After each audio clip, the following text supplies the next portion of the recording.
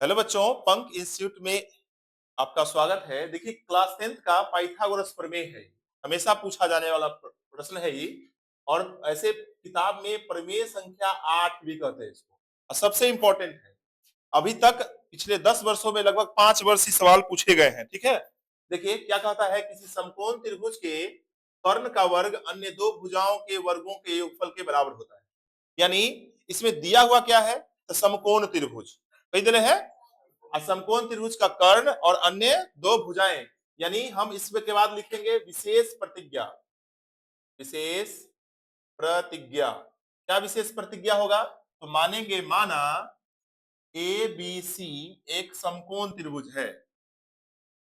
एक समकोण त्रिभुज है, एबीसी एक समकोण त्रिभुज है और बनाएंगे त्रिभुज ए बी सी।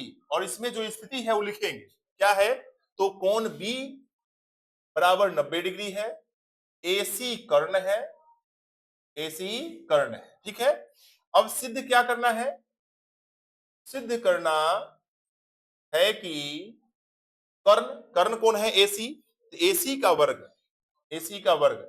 और हम जानते हैं कि किसी भी समकोण त्रिभुज में डिफाइन क्या होता है, कर्ण। आधार कौन होगा, लंब कौन होगा, ये डिफाइन नहीं होता है, क्योंकि समकोण बनाने वाली शीर्ष के सम्मुख भुजा कर्ण होता है। और शेष दोनों में से यानी ए बी या बी सी में कौन आधार है कौन लंब है, डिफाइन नहीं है। वो डिपेंड करता है एंगल पर, कि एंगल जो दिया रहता है उसके अपोजिट साइड लंब होता है, जो बचता है सो आधार होता है। यानी ए सी स्क्वायर बराबर ए बी स्क्वायर जोड़ बी सी स्क्वायर, ये सिद्ध करना है। इसमें थोड़ा सा रचना करेंगे। रचना क्या करेंगे, तो करेंगे शीर्ष बी से एसी पर पीडी लंब डाला, लंब डाला। यानी हम बी से बीडी क्या करेंगे, एसी पर लंब डाल देंगे, यानी लंब डालेंगे तो दोनों तरफ लंब होगा। ठीक है, डी होगा। देखो यहां से, अब यहां से करेंगे प्रमाण।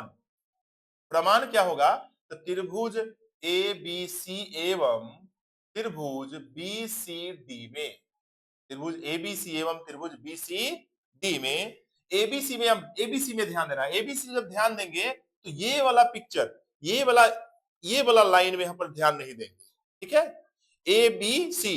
वैसे आज तक आधुनिक कैमरा आता है कि अगर फोटो खींचते हैं तो जिसको हमको नहीं देखना उसको ब्लर कर देते हैं, पर धुंधला कर देते हैं। उसी तरह से ज्योमेट्री में जब जब कठिन कोई रचना होगा तो उसमें जो नहीं देखना उसको ब्लर, उसको देखना हमको नहीं है लेकिन दिखना नहीं है। तो जैसे ए बी सी है तो हमको बीडी से कोई मतलब नहीं है। अब तुलना करना है, तो ए बी सी में 90 डिग्री है और बी सी डी में 90 डिग्री है। ए बी सी में भी यही एंगल सी है और बी सी डी में यही एंगल सी है। ठीक है, यानी कोण ए बी सी बराबर कोण P D C, P D C अब बराबर 90 डिग्री। कोण सी उभयनिष्ठ है, उभयनिष्ठ है। कोण सी क्या है, उभयनिष्ठ है। अब देखेंगे त्रिभुज ए बी सी में ये वाला कोण बच गया और बी सी डी में ये तो 90 और ये 90 के बराबर था, ये दोनों में था, तो कौन बचा, ये वाला एंगल बच गया। तो शेष कोण क्या करेंगे, शेष कोण बी ए सी अब बराबर शेष कोण, ऐसा कोण अगर लिखेंगे तो ये वाला साइन न देंगे, और शेष कोण इसमें C B D, C B D शेष कोण। अब समरूपता का हम लोग पढ़ चुके हैं कि एक त्रिभुज के तीनों कोण दूसरे त्रिभुज के तीनों कोण के बराबर हो तो दोनों त्रिभुज क्या होते हैं, समरूप। यानी इस त्रिभुज का ए बी सी का तीनों कोण बी सी डी के तीनों कोण के बराबर है, यानी त्रिभुज क्या है, समरूप। यानी हम कह सकते हैं कि एंगल एंगल एंगल, दिख रहा होगा, एंगल एंगल एंगल समरूपता की कसौटी से क्या हो जाएगा, त्रिभुज ए बी सी समरूप त्रिभुज बी सी डी, समरूप हो गया। अब समरूप होगा तो क्या होगा, भुजा समानुपाती होगा, भुजा समानुपाती कहने का मतलब पर का त्रिभुज में लीजिए, पर का त्रिभुज में 90 के सामने वाला भुजा AC और छोटका त्रिभुज में 90 के सामने वाला भुजा BC। अब फिर बड़का त्रिभुज में शेष कोण के सामने वाला, शेष कोण है कौन? A, इसके सामने वाला बड़का त्रिभुज में BC और छोटका त्रिभुज में शेष कोण कौन है? तो ये वाला एंगल है, इसके सामने वाला CD, CD इसको करेंगे क्रॉस गुना, तो BC में BC से गुना करेंगे तो BC स्क्वायर और फिर AC गुना CD, AC गुना CD, ये हो जाएगा हमारा समीकरण 1। इसी प्रकार से हम फिर क्या करेंगे? अब त्रिभुज ABC और त्रिभुज ABD एकदम सेम, इसी प्रकार क्या होगा?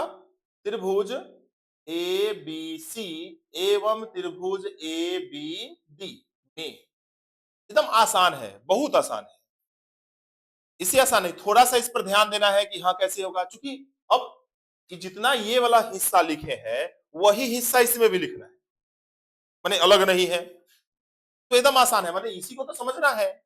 अब देखिए कैसे, अब हम इसकी बात नहीं करेंगे, इस त्रिभुज की बात नहीं। ABC में 90 है, ABD में 90 है और ABC में भी वाला एंगल A आ रहा है और ABD में भी यही A आ रहा है, यानी ये 90 के बराबर, ये दोनों में और शेष कोण से तीसरा बराबर, सेम बात है, रिपीट। फिर एंगल से क्या हो जाएगा? त्रिभुज समरूप, असमरूप होगा तो भुजा समानुपाती। फिर करेंगे क्या? तो कोण ABC अब बराबर कोण ADB बराबर 90 डिग्री। कोण A उभयनिष्ठ है, उभयनिष्ठ का मतलब होता है दोनों में है, ठीक है, उभयनिष्ठ है। अब शेष कोण, बड़का त्रिभुज में कौन बचा? ABC में A तो दोनों में है, B 90 हो गया, शेष C वाला बचा, इस कोण का नाम क्या होगा? ACB, शेष कोण ACB अब बराबर शेष कोण कौन सा? अब इसमें कौन बचा? ABD में 90 बराबर, ये दोनों में तो बचा ये वाला ABD, शेष कोण ABD, ठीक है। अब फिर लिखेंगे एंगल समरूपता की कसौटी से क्या हो जाएगा? त्रिभुज ABC और समरूप त्रिभुज ABD। अब जब समरूप हो गया तो भुजा समानुपाती होगा, तो क्या लिखेंगे? बड़का त्रिभुज में 90 के सामने वाला भुजा AC,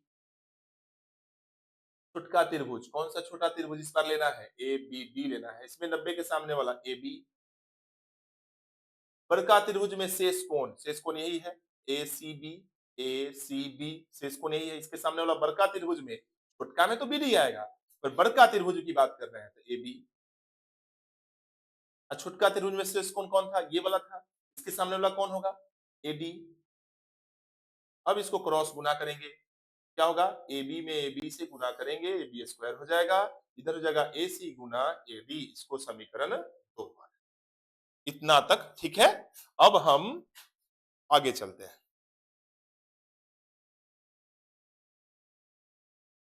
ठीक है, इधर जगह हो गया। अब करेंगे समीकरण 1 जोड़ समीकरण 2 से। समीकरण 1 कौन सा है? ये वाला। समीकरण 2 ये है, इसका बायां पक्ष इसके बाएं पक्ष में जोड़ेंगे, तो इसका बायां पक्ष क्या है? AB square. इसका बायां पक्ष कौन है? BC square. इसका दायां पक्ष कौन है? AC गुना AD और इसका दायां पक्ष कौन है? AC गुना CD। अब ये AC कॉमन हो जाएगा दोनों से, करेंगे AD जोड़ CD बचेगा इसमें, ये AC होगा और AD को CD में जोड़ेंगे तो AC ही होगा, यानी AC स्क्वायर होगा, अर्थात क्या आ गया? AC स्क्वायर बराबर AB स्क्वायर जोड़ BC स्क्वायर, यही पाइथागोरस प्रमेय। ठीक है, ओके। देखेंगे और चैनल अच्छा लगे, वीडियो अच्छा लगे तो चैनल को लाइक, सब्सक्राइब, शेयर जरूर करेंगे। धन्यवाद।